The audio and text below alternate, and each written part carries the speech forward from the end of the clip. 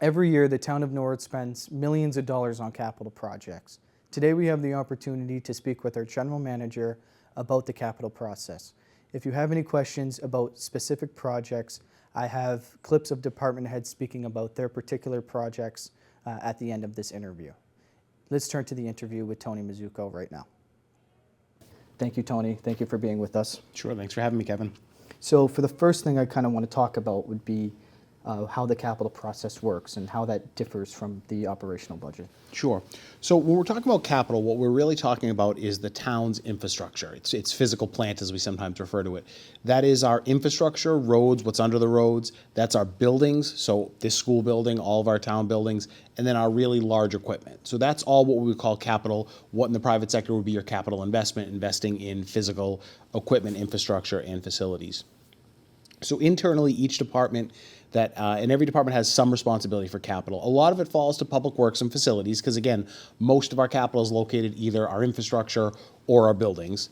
But every department analyzes all of the pieces of equipment and all of the infrastructure that they're responsible for. And then what determines what makes it on the plan is a combination of a couple things. First and foremost is if something is broken or fails, we know we need to replace it.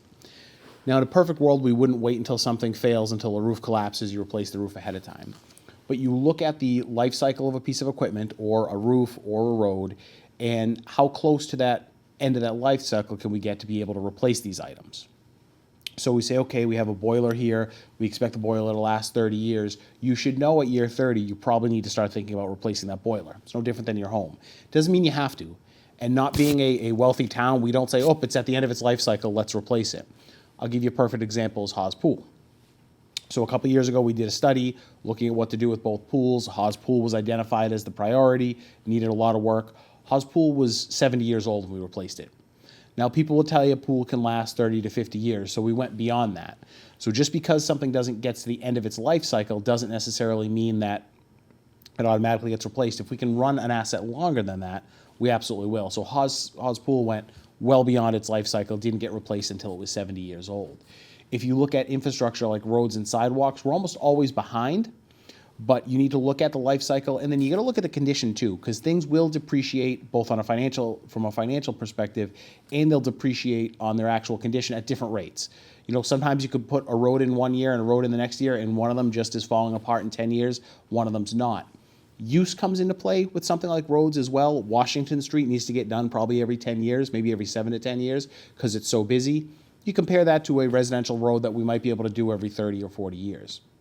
So it is a little bit of a whack-a-mole game of here's all of our infrastructure, here's all of our equipment and our buildings, and what do we need to replace based on what's most pressing, and then how long can we let certain things go, with the goal of always trying to not spend more on maintenance than we would on replacement. A couple other examples, though, of where we tend to run equipment for a long period of time or infrastructure. We actually have a couple sidewalks still in town. They're in okay shape. They were Works Progress Administration projects in the 30s. One of our 2 water tanks, and we're in the process of replacing both water tanks, going to get replaced with a single water tank. One of them was built in the 50s. One of them was a WPA project in the 30s. So we still own and manage Depression-era infrastructure. And while we certainly don't want to get rid of something just because it's old, because we have infrastructure that's older that we want to maintain, there comes a point where an asset has gotten so old that it runs a risk of failure, that it runs a risk of not operating effectively. I mean, one of our water tanks was built in the 1930s, and it's lasted us a long time, and we're grateful for it. Comes time to replace that. Underground, we have water and sewer infrastructure as an example, and we're in the process of a 10-year plan to reline our water pipes, which will likely get us another 50 to 75 years out of our water pipes. Some of the newer pipes that we're lining were put in the 50s or 60s. A lot of them that we're replacing were put in the 20s and 30s. So we try to run the infrastructure well past its life cycle, or to the end of its life cycle at a minimum. Now, that being said, the high school has a hole in the roof all of a sudden. That's going to pop up as a priority on the capital plan. So we go through the thoughtful process of looking at all of our assets, all of our infrastructure, all of our buildings, looking at what condition everything is in, how old everything is in, when it should be replaced, and then prioritizing it, basing it on need. A shed that's out behind a building is always going to be a low priority compared to, you know, the DPW main garage, which would be a higher priority. So you look at the need, you look at the current condition. Correct. And then when you kind of determine that something needs to happen sooner rather than later, so let's say you make the decision that it has to happen this year, you need to go in front of town meeting with this project this year, what does the process look like after that? Sure. So we put together the plan, and then we work with the capital outlay committee to try to schedule projects to the extent practical. So if we know we need 4 or 5 roofs to get done on elementary schools, all of that in 1 year is A, financially a huge hit, and B, just the doing all of that work at once would be difficult. So we try to spread it out to a point that makes sense. We work on a 5-year plan, and we'll work with capital outlay on how they recommend we fund these, which is a separate discussion, but also how are we placing them on the plan? When do we think we need to replace something? Because we're trying to always look down the road and say, okay, you know, this roof's in okay shape, but we should probably need to replace it in 2 years or in 3 years. Or if we get a report that says, look, your roof is leaking and you need to replace it, it still might be 2, 3, 4, 5 years before we can do it. But we start to try to plan it out. That does a couple of things. It lets us try to align what finances we have based on that plan. It gives everyone notice that, look, these things are coming up. It helps us prioritize them. And sometimes if there's grants or other funding available, they want to see that it's part of an approved capital plan. So that means we're not just running in saying, hey, you know what, we decided we wanted to do, the NCM studio's over. We're saying, hey, you know, about 4 years ago, we realized this is coming to the end of its life cycle. It's really something that needs to get replaced when the life cycle is up. We need to make this upgrade in 5 years. And if it gets kicked down, that happens sometimes where we have to delay it a little bit. Capital outlay will make a recommendation on the staging of the plan and their recommendations on funding the plan and how to go about funding it. That then goes through a little bit of fibrillations through the FinCom and the Board of Selectmen, and ultimately comes to town meeting with a full recommendation. Okay, so you mentioned sometimes grants might play a role in terms of timing, maybe. Yep. So let's say there's a state grant, or I don't know, is there federal grants ever involved? There is sometimes. It's I'll let you ask your question. Yeah, I was going to say, if there is a grant that, say, maybe it's time bound, do you prioritize other projects versus a project that isn't supported by grants? Sure. Sometimes. It's going to depend on, I mean, grants are usually a year-to-year basis. The more money we can get from outside, the better, and we always try to maximize it. But you don't want to replace a piece of equipment too early before it's needed just because you might be able to get some money, because you're sort of throwing good money after bad. Hawes Pool, as an example, we got maybe a $500,000 grant from the state, so that reduced our direct cost, cut what the taxpayers locally had to pay by about $500,000. A lot of our MWRA work, we get some grant money for that, or a low-interest loan, which is just as good. Airport projects are almost always 90% funded by the federal government. So when you see in the plan that, you know, sometimes we're spending $30,000 on a project, it might be that that's actually only 5% of that project that we're getting that additional money. There's always a balance between chasing the money and making sure you're doing projects that you need. The Coakley Middle School is brand new, does not need a roof, for instance. If in 3 years, for some reason, there was a grant to replace middle school roofs, that would be throwing good money after bad. We wouldn't chase it. Now, the high school at this point is in wonderful shape because of the great job facilities does at 14 years. If at 20 years the roof was fine, but we were able to get it replaced for free, we might look at taking the advantage of that because we know that that will last us a while. So we try to not chase the money, other than we want to make sure if we're doing something, we get as much outside money as possible. Okay, so you can get outside money, but there's also free cash versus borrowing. Correct. And this year, I believe it's 6 projects have borrowing involved, 5 may be completely funded by borrowing. What determines what is funded by borrowing versus just what's taken out of free cash? Sure, great question. So when we borrow money, the town's not dissimilar from a family. You might take out a car note. That's how you buy a car for a lot of time. In a lot of cases, you take out a mortgage. Most people will take out a mortgage to buy a home. The town takes out borrowing for larger projects, so we rarely borrow for something that's small, where we can spread the cost of that project out over its life cycle. So I'll give you an example. If we're going to replace the water towers, and that ends up being a 30-year bond, so we spread the cost out over 30 years. Now, why do you do that? Because it ends up being maybe $500,000 a year that you have to raise water rates to cover, versus if you tried to do it all in 1 year and you had to raise $15 million, your rates would go up and down like this. Same thing with taxes. We're limited by Prop 2.5, so if you said, well, we're not going to borrow for a $10 million project, we're just going to pay cash. We, A, don't have the cash, but to try to add that to the tax rate, you'd have a tax rate oscillating way up and then way down. And things used to be that way 50, 60, 70 years ago. It was not a great way to do business prior to Prop 2.5 coming in. But one of the other reasons you borrow, other than it makes it feasible to afford the item, just like a car, just like a home, is you sometimes do want to spread the cost of that project out over the lifetime of the people who are going to be using it. And there's a little bit of question of generational equity there. So Hawes Pool was built in the 40s. We got a great use out of it. They paid for it back then somehow. I'd have to go back and look at how they actually paid for it. And people used it for a generation. So, okay, now it's our responsibility and our time to maintain that asset that taxpayers have paid for over generations. We could have paid cash for it, but it's going to get used for the next 30 years. So by spreading the cost over, the theory is also, and this is every city and town in Massachusetts, that everyone is paying a little bit for a project that's going to last a long time or something that everyone is going to get some use out of. After 30 years, that debt service falls off the books, and it'll continue on for a few more years, but you're spreading it out over just about everyone that's using the project. So there's a balance there to make sure we're maintaining that generational equity. If we were to not do that, you always run a risk if you just do nothing and you don't invest in your capital, you don't invest in your infrastructure.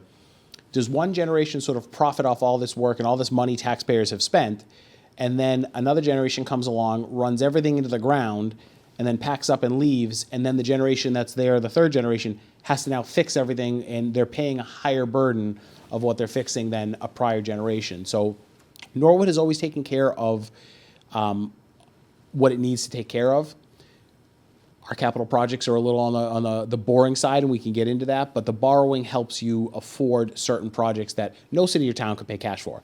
The federal government borrows money to operate. The state government borrows money for different bonds and different programs. We only borrow for capital projects, and it's the only way that cities and towns have to be able to afford larger projects.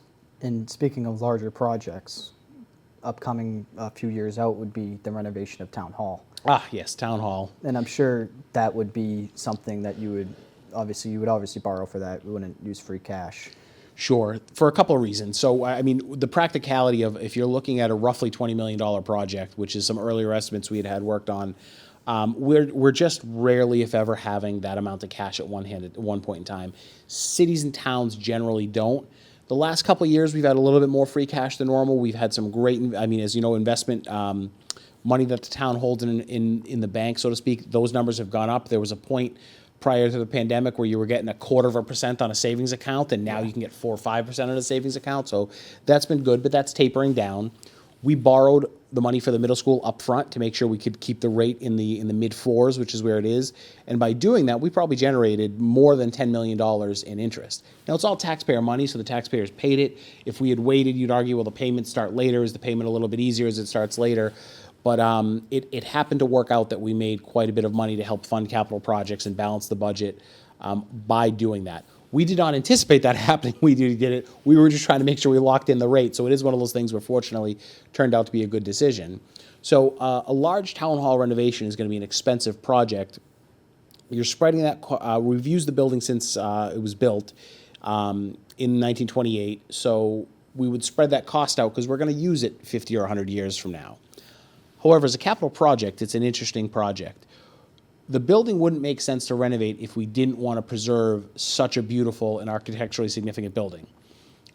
In the private sector, what you would probably do is you'd say, we got an old building, sell it, take what we can get, and build a new office building. Yeah. However, we would never do that with Town Hall because of its architectural significance and just its beauty and its history.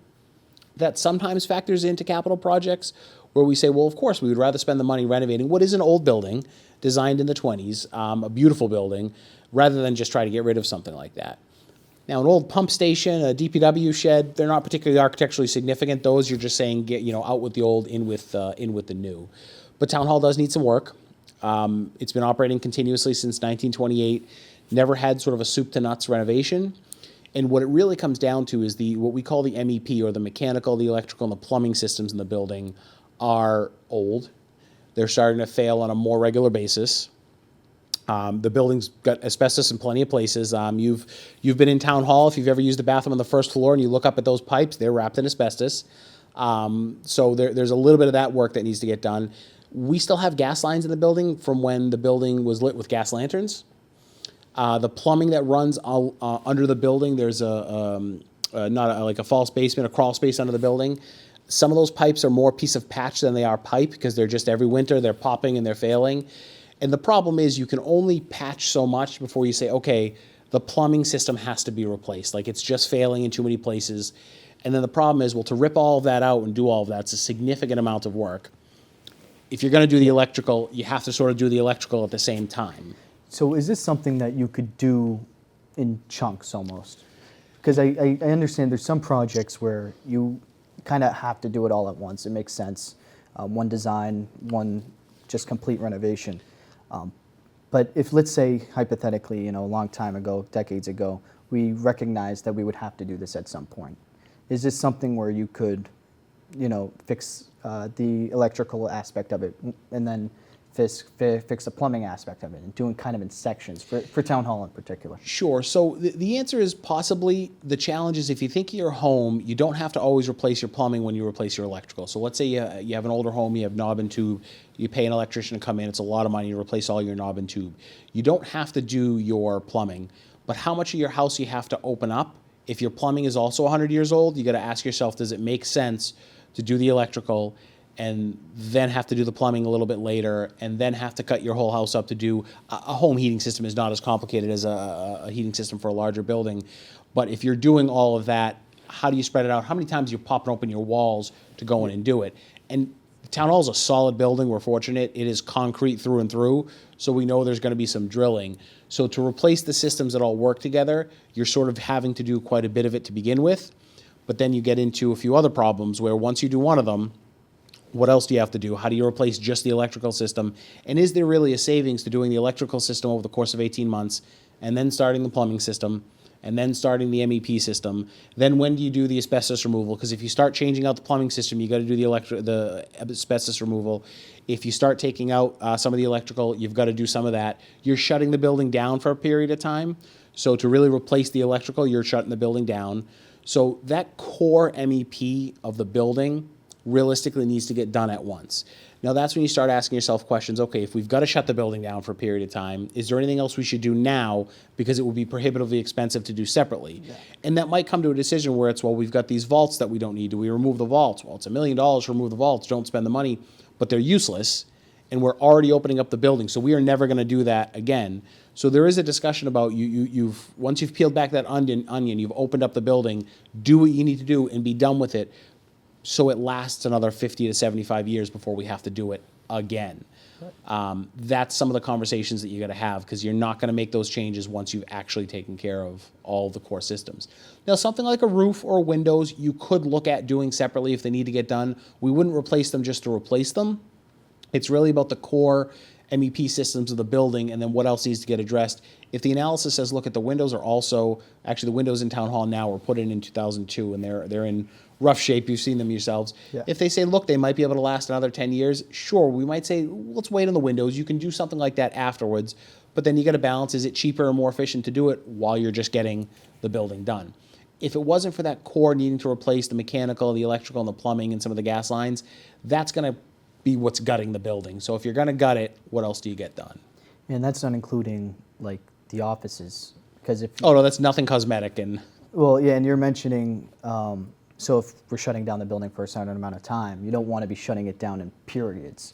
If you shut it down all at once, you can kind of have a short-term plan almost in terms of where absolutely. I'm glad are. You mentioned that. Most towns that have gone through a renovation, Wellesley did one recently because they have an old town hall that they want to do. If you can phase it, it's one thing to phase it if you're going through different parts of the building. But if we were going to say we're going to be shut down for 3 months while we do the electrical system, then we're going to be back up and running, and then 5 months later we're going to shut down for 3 months again. Well, where are you having staff work out of in that period of time? If you were going to shut down for an 18-month renovation, you find space, you rent space, you give the public notice. It's expensive, but that's how you shut the building down, renovate it, and then move back in. Because you can't really say, well, we're going to replace all the electrical in the manager's office and just get that all done and perfect, and then just wait till the next day and then only shut down the treasurer's office. In an older building of that size, it's hard to do it that way. So what about capital in general? So not including town hall. Town hall is kind of a unique scenario, just given its history and everything. Sure. But if we're talking about like a building, for example, it could theoretically be replaced. It doesn't have historical value. Obviously, you would have to consider the fiscal responsibility with that. But I'm thinking, does it make more sense to invest more through the operational budget yearly to cut down the cost of capital projects and also to reduce these spikes that you mentioned that happen year over year? Sure. So if we're budgeting appropriately to take care of our buildings, and the facilities budget does a good job, the facilities department does a good job, We want to get buildings to the end of their life cycle in good condition. And you want to prevent systemic failures that end up losing the use of the building for a period of time. And what I mean by that is there's some cosmetic work you got to do. When it comes time to do smaller upgrades, you want to do them. So that way, if we build a new building, I think the last probably outside the middle school, let's take the airport got a new building, which was largely federally funded. Nice office building.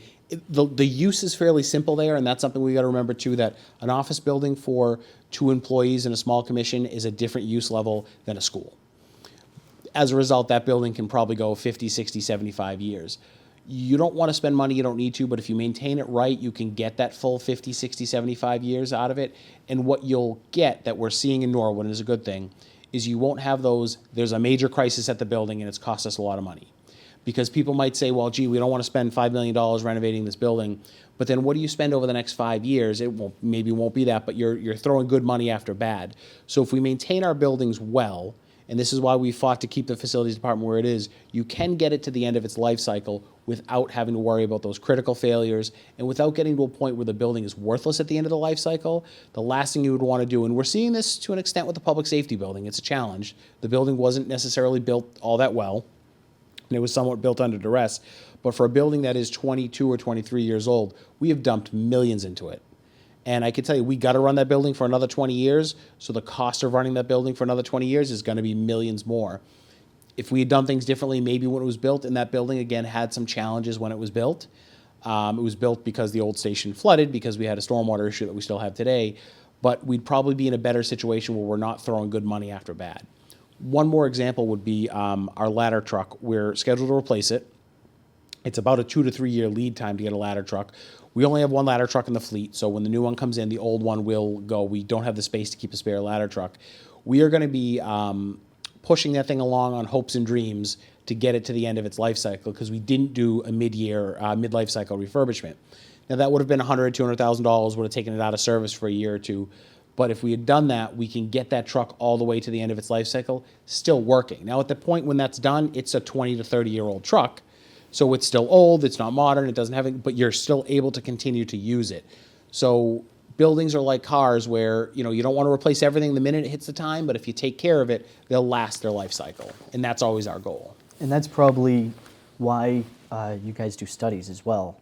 I was wondering if you had any input in terms of the purpose of studies, at what point does it become valuable to do one, and how that relates to capital. Sure. So there's a couple of ways that we look at doing studies before we do things. And I know sometimes folks will say, oh, the government's always studying this or that. Well, you want the government to be thoughtful, because not doing a study is just, well, let's get in a room and let's do this and let's spend a huge amount of money. And when it comes to capital projects in particular, a proper project usually starts with feasibility. So let's say we want to do something crazy like build a covered stadium for the high school football field. Well, you would start with feasibility, where you would bring in a third-party expert, and the value to that is there's somebody sort of process checking what you want to do right off the gate. Does it make sense? And they'd say, well, you'd be looking at, $50 million, and what would you get out of it? Well, you have 9 games a year that you could use the cover, and here's your operating costs, and you make sure you go through it thoughtfully. That would probably be something, if we did a feasibility study, you'd quickly say, this is crazy, it's not going to work. When you do other types of studies, like we did a building study in around 2015, looking at all the school buildings. What was the result of that study? That the middle school is the top priority that the town has to replace. We then went and spent $150 million replacing the middle school.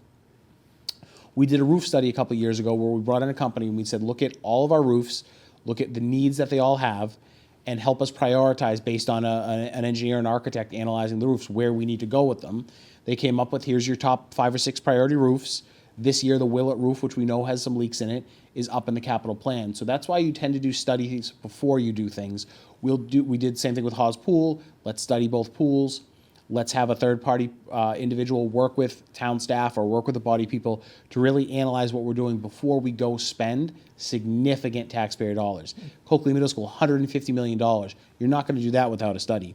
Even Hawes Pool at $5 or $6 million, we're going to want to make sure that it's needed, that it makes sense, that there's value there, and that we've realistically looked into it. It's not just town staff saying we should do it. It's not just elected officials wanting to put a project. You need somebody else to come in and look at it and say, this is what we want to do.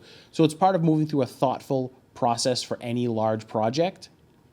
to make sure that we're really looking at it, we're understanding things, we're understanding options, that there's a check process in there that, we're not just saying we absolutely need a stadium. All right, the town manager says we need a stadium. Well, the selectmen are going to agree with the town manager and the school committee. Everyone's saying we need a stadium. Wait a minute.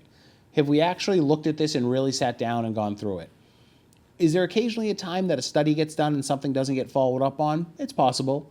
That being said, I would rather we study something and decide that it's not in the town's interest than do a project that we didn't need and waste money that way. Sure, and that's probably what's useful for the Finance Commission and also the Board of Selectmen to get involved, because they can look at maybe the results of that study and see if it's viable. Sure. And also, I kind of have a question on that as well.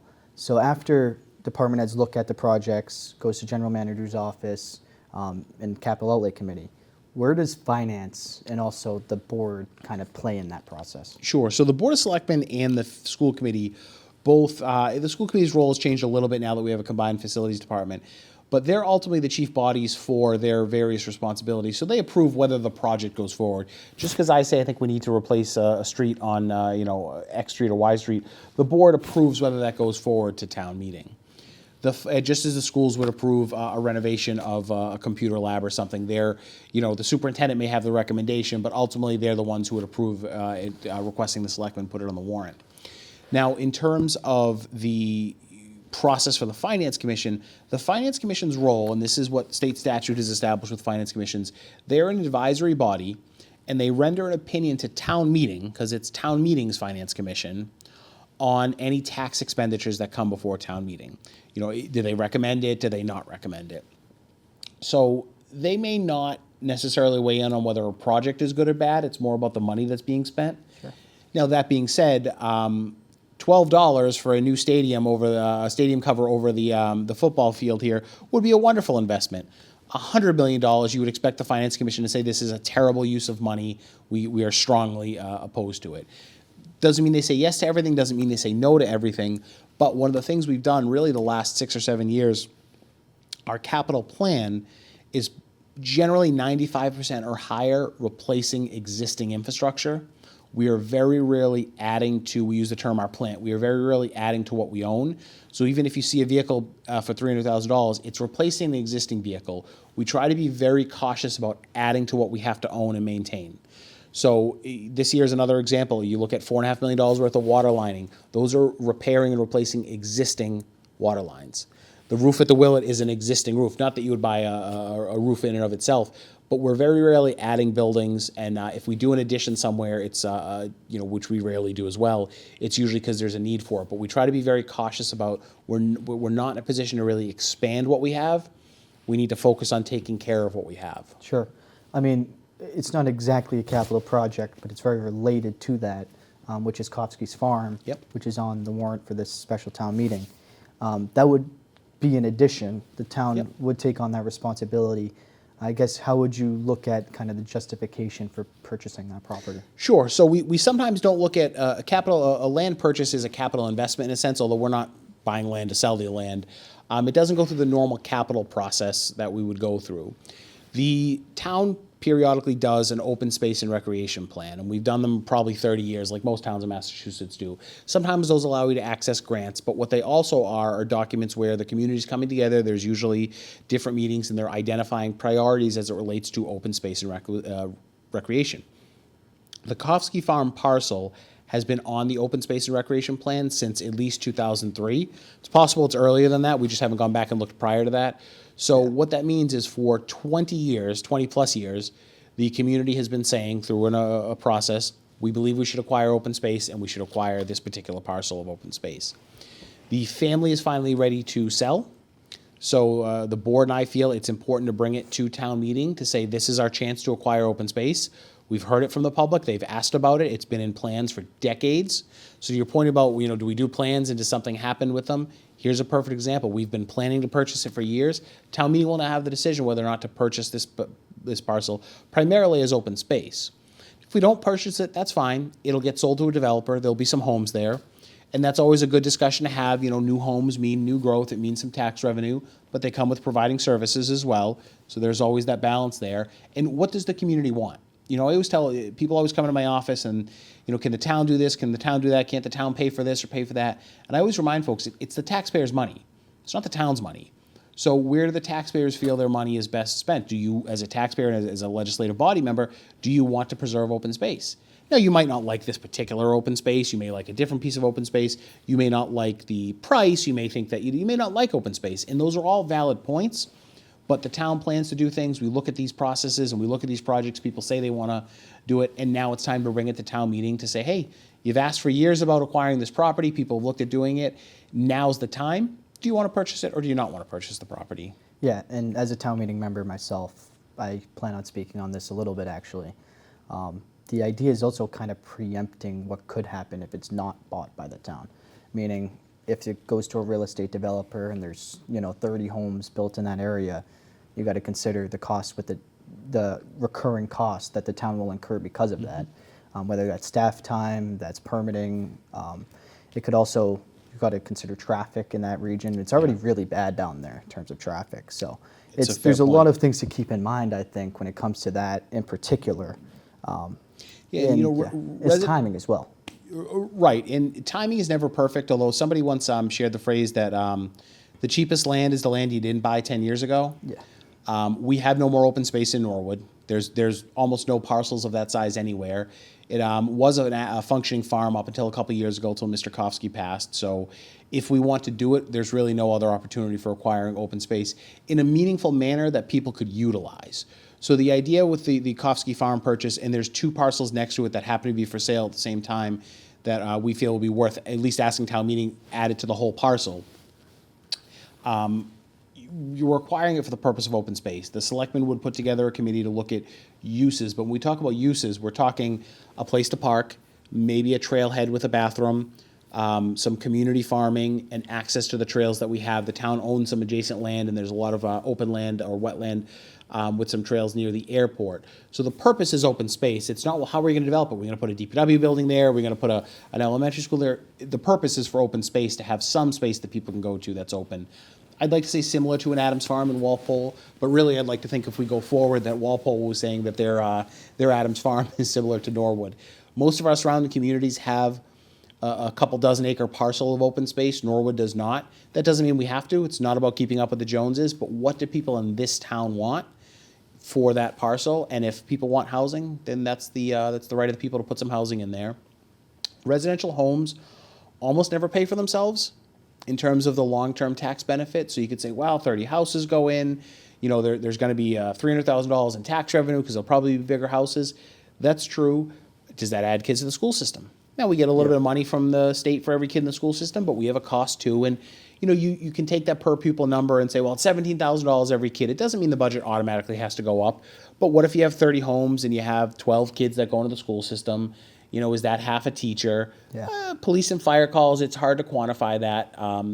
But every time you expand your infrastructure, there's a cost there. Now there's a cost to maintaining the Kofsky farm. There's that tax loss. But the public get an amenity that you're paying for. But they're all valid points. I imagine that's probably going to be the biggest backlash at town meeting. It's a lost tax revenue. But if it's not self-sustaining, then it doesn't, in my opinion, it doesn't make sense. Residential properties rarely are, and I know that sounds strange, but it's just development pays for the water and the sewer and the road that goes in, and then after 30 years, we got to do the water, the sewer, and the road. The water and sewer can last a little bit longer, but if that road's getting replaced after 30 or 40 years, it's tough. A lot of towns, not in Massachusetts, but other states, they levy impact fees. We don't in Massachusetts. They're not allowed. We get a good building permit, so there'd be a couple $100,000 in building permit that year that comes through. But a lot of towns will say, hey, it's great that you're putting in a sidewalk, but you need to pay X dollars in for when we got to replace that sidewalk and replace that street. Because a mile of sidewalk or a mile of road, you're probably looking at $1 million. Yeah. So it's over 30 years, these folks have paid, that neighborhood's paid a lot of taxes, but to replace that entire road and the sidewalks and then the water and sewer, it's tough. So there's a balance there between, are we really losing tax money? One way or another, it's, marginal to the total town budget. Even if you built as many homes as you could cram up there, it's a couple $100,000 in revenue. I certainly wouldn't sneeze at that.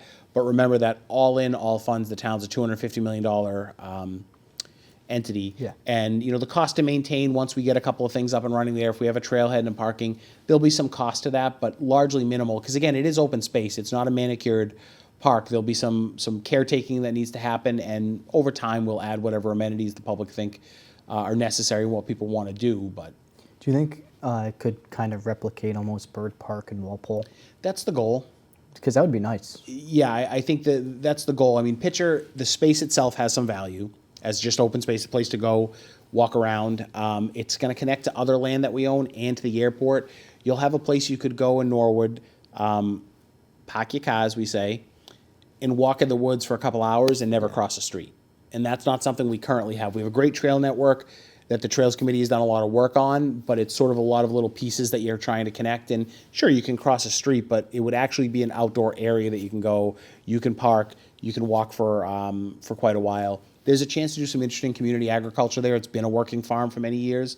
So not just like the raised beds, for instance, that we have in Dean, but we could work with the Aggie or work with a farm to really plant 1 or 2 or 3 acres. Maybe that goes to the food pantry. Maybe you use it as a program with the high school for kids to learn about agriculture. And again, we're not doing it for that, but that's an interesting use of the land that we would get in addition to open space, because we don't have places where you can do that in Norwood. This is a chance to do some of that in Norwood. Sure. Yeah, very dense town. Yeah. You don't really see this opportunity come up, really. With that, I may have missed something. I don't know if there's anything else that you might think that might be useful for the town meeting members before town meeting, something I may have missed. No, just as I said, that the capital process every year is a pretty conservative one because we focus on replacing and repairing existing infrastructure. We try to run our infrastructure and our equipment as long as we can. As I said, we have 2 sidewalks that were WPA projects, and one of our water towers, which was approved a few years ago, was a Works Progress Administration project. So those are Depression-era projects that we're still using, which there's a good lesson there about government spending. Be careful when you give out money because, there comes with a replacement cost. But we look forward to the discussion every year, and we just try to maintain what the public has and make sure that we're maintaining assets and maintaining our generational responsibility to take care of what the town has that previous generations have handed to us so that we can hand it off to the next generation in as good a shape as we reasonably can given our financial considerations. Awesome. Thank you so much. It was really insightful, and thank you for coming. Absolutely, my pleasure. Hi, my name is Mark Raymond. I'm manager here at Norwood Airport for the town of Norwood. This year at town meeting, we're presenting 2 projects, the first of which is the paving of the safety areas for runway 1735, which are located here and here on either end of this runway, which is runway 1735. Currently, these areas are grass. They're unusable in the winter months because we can't plow the snow off of them. And also in the springtime, it gets wet out on the airport and those areas get very muddy. So what we're looking to do is pave those areas. They're both approximately 100 by 300 feet. And the total project cost is $3.6 million. The town share of that would be $300,000 to complete the project, the rest of which would be paid for by the FAA. The second project we'd like to do is we have 2 helicopter parking areas, one located here, one located here.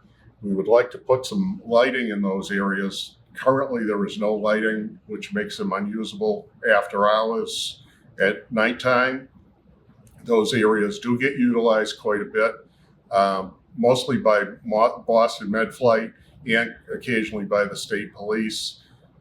Currently, where we don't have the hospital and don't have the landing pad next to the hospital anymore, this allows Boston Med Flight to transport patients in and out of Boston, which I think is important for the town. This project is going to be $350,000 total cost.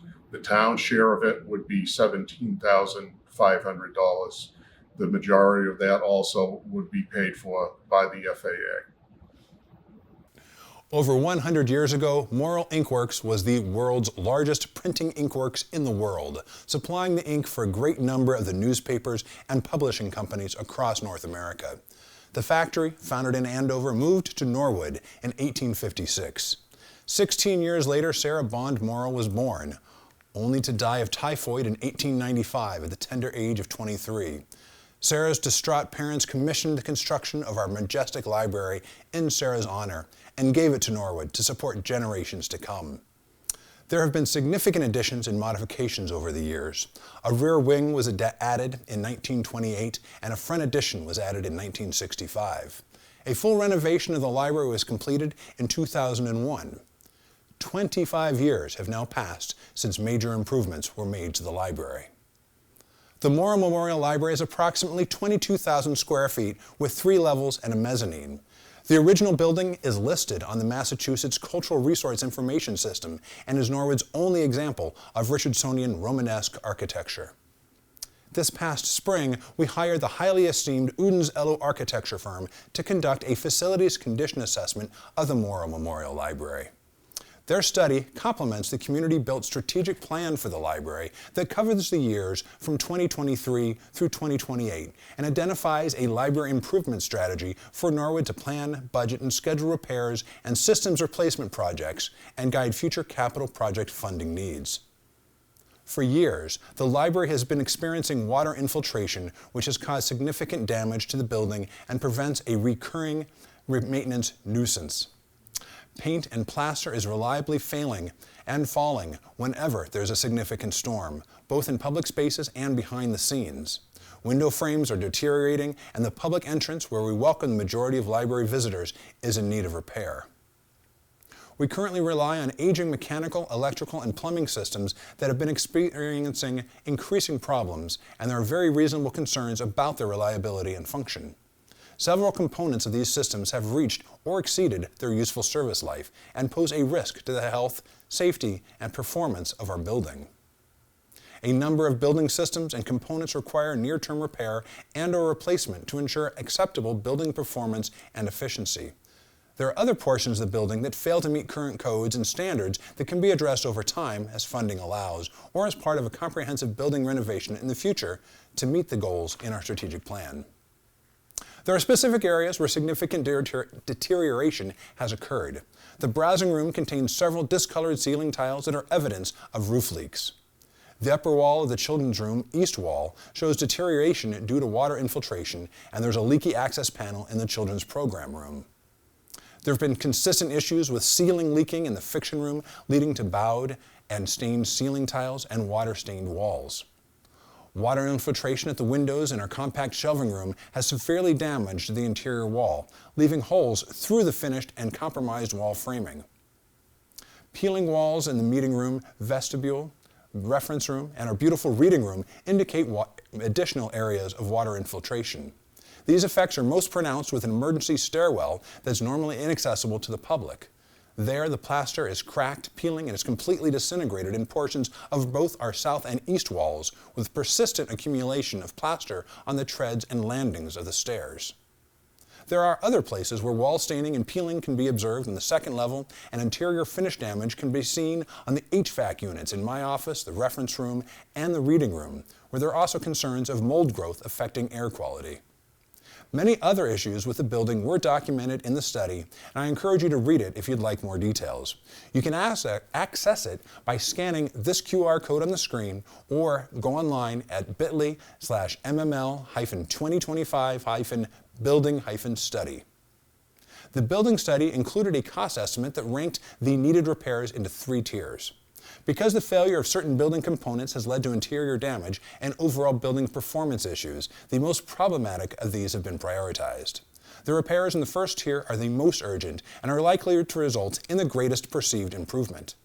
Repairs in the second tier are also critical to building functionality, but we've been assured they can be deferred until a given building system fails or other information suggests it may cause a health, safety, or building hazard. The Tier 3 items represent issues that do not currently pose a threat to building functionality and can be updated over an extended period of time, potentially by our own facilities department. The architects at Udenzello identified the highest priority repairs that need to be completed within the next 1 to 2 years. These include repairs directly related to the water infiltration and damage to the library's interior. They also include repairs or replacement to the library's mechanical, electrical, and plumbing systems that have exceeded their useful service life and are failing, unreliable, or causing interior damage or potentially hazardous conditions. Repairs in the middle tier should be completed within 3 to 5 years. They're important to the overall building functionality and can be deferred using existing systems when existing systems fail or become unsafe. Tier 3 repairs should be completed within 5 to 8 years, and some may be done through regular maintenance of the library. They do not include any architectural improvements that may be deferred until a future comprehensive building renovation. The total construction cost for the first tier of repairs is estimated to be $2,222,600. An additional roughly $3.3 million is estimated to complete the repairs identified in Tier 2. At this time, the Norwood Capital Outlay Committee has requested $2 million be approved to start these needed repairs. Last year, over 135,000 people visited the Morrill Memorial Library. In 2025, we've been averaging over 380 visits every day we've been open. This past September alone, we checked out over 11,000 items, and some simple math calculates that the value of the items we check at every year alone is well worth over $5 million.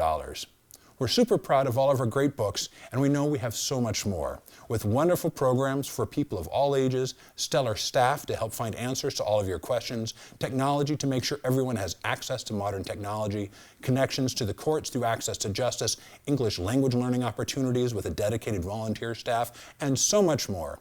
We want to make sure Morrill Memorial Library is preserved and able to continue being the shining jewel that the town of Norwood deserves. Thank you for your support. It's through working together that we sustain and continue to build this amazing community that everyone wants to come home to call their own. Hey Norwood, Sam White here, Director of the Recreation Department. I'm here at Elliott Field. Behind me is the bathroom house that we are sending to town meeting this year to get redone. We have the bathhouse as well as the maintenance shed that's right next to it. A part of this project is we want to combine the two to make them more efficient here in this area. We do have the inside of the bathroom. The ceiling is falling apart up above on the bathhouse itself. The shingles are failing. There's already a hole starting to form, and we do think that this is a very appropriate time to make these changes. As well as the maintenance shed, we do have the floor. The floor has been giving out. It just gives a really grungy vibe. It's not too upkept, and we want to make sure that everything's nice and neat for all the groups that come here and use this facility. Hi, I'm Paul Riccati, Director of Facilities for the town of Norwood. That includes all of the school buildings and all of the townside buildings. We have approximately 30 buildings that we're responsible for, from custodial staff right straight through to maintenance of all these buildings, maintenance and repairs. We also are responsible for capital outlay, and this year's capital outlay request is relatively minimal. There's one big ticket item on there, and that's $3 million to replace the roof at the Willett Elementary School. Right now it's a kindergarten, and next year it will be a full-fledged elementary school. The Willett roof is over 30 years old, and it is, out of all our roofs, the one that's in desperate need of replacement. It has had numerous leaks, and we continue to have a roof, I call him the roof doctor, comes out, and he is continually repairing the roof.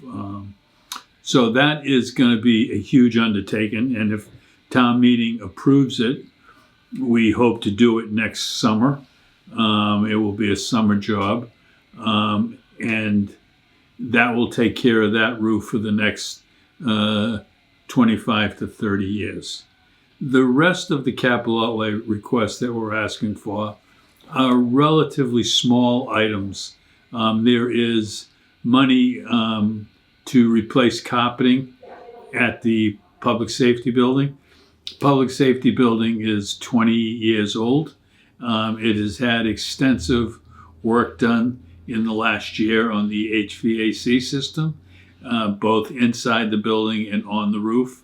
We had a lot of workmen inside the building above the ceilings, and the 20-year-old carpets are at the end of their life cycle, and we would like to get in there and replace them, and hopefully they'll be good for the next 20 years. We're also looking at the senior center. We have a budget of $100,000 to replace the kitchen equipment at the senior center. It is not remodeling the kitchen. It is just a one-for-one swap out. And as you know, the senior center is a very active place. They serve lunch every day to the seniors. They have many parties. They do dinners once a week in the summertime. So their kitchen is very active, and the bulk of the equipment is 17 years old. And we have been doing repairs on that equipment for the last 3 or 4 years, and it's really time to replace it. The other place where we're going to replace appliances is at the Civic. The Civic has a kitchen that basically has residential equipment in it, and all that equipment, again, is over 15 years old, and it gets a lot of use. They have baking programs and many other things that go on in there. A lot of their parties that they rent out, the kitchen appliances are used, and we've got $25,000 in capital outlay and $25,000 in their revolving account to replace that equipment. That really is the bulk of the work that we're going to be doing. We did have an HVAC study, but we've pulled that off the table for now. We'll come back in the spring. What we are doing out of the facilities budget is we are looking at 5 elementary schools, the Balch, the Callahan, the Cleveland, the Oldham, the Prescott, and the Willett. That's actually 6. We're looking at 6 elementary schools, and we're looking at the electrical capacity. All of those schools, except the Willett. The Willett has window air conditioning units in every classroom. So in a sense, it's air conditioned. The other schools are not air conditioned. And as we get warmer, insides of those buildings can get up to 90, 95 degrees and humid.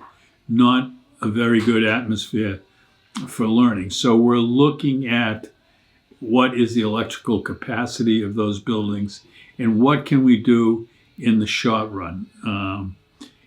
Should we be doing window air conditioning units, which will take the curse off of the heat in those buildings while the town decides over the next 10 or so years what really is the plan for the elementary schools. So we'll be coming back in the spring after our little study is done with the request. So it's been pulled off the fall, but it will come back in the spring. That's about all that we're undertaking this year. We have a big summer coming up where the kindergarten, the Willett will close, and all of the kindergarten classes will move down to the elementary schools, and the Willett then will be converted into a full-fledged elementary school. So we got a very busy summer coming up. So we kind of, on purpose, minimize the amount of capital outlay requests that we were asking for and that we could successfully accomplish. So I look forward to the town meeting, and hopefully they look forward to our requests, and we can get some more work done in some of our older buildings. Thank you. Thank you for watching. If you have any questions, you can email me at thekevinbroderickshow@gmail.com. And also, if you could consider donating to the Norwood Circle of Hope Foundation. It's a fantastic nonprofit organization that does a lot for the town. I'll put something on the screen here if you'd like to do that. With that, thank you and goodbye.